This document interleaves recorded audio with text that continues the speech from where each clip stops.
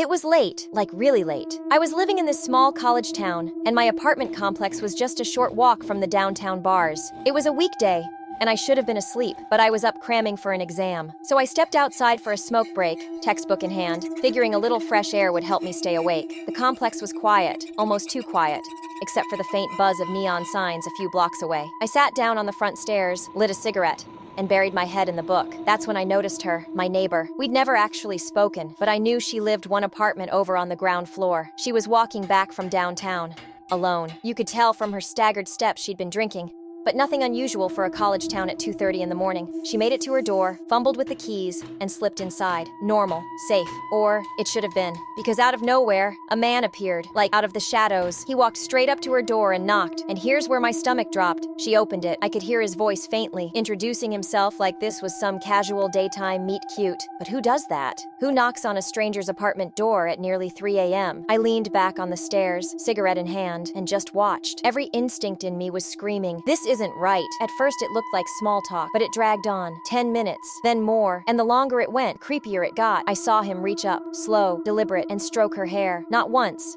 but 3 different times. He kept inching closer, shifting his body toward her doorway like he was trying to force his way inside. She looked frozen, half polite, half nervous, like she didn't know how to end it. That's when I realized I couldn't just sit there silently. So I made noise. I slammed my textbook shut, flipped pages loud, tapped my lighter against the step. Anything to remind him, "You're not alone with her, buddy.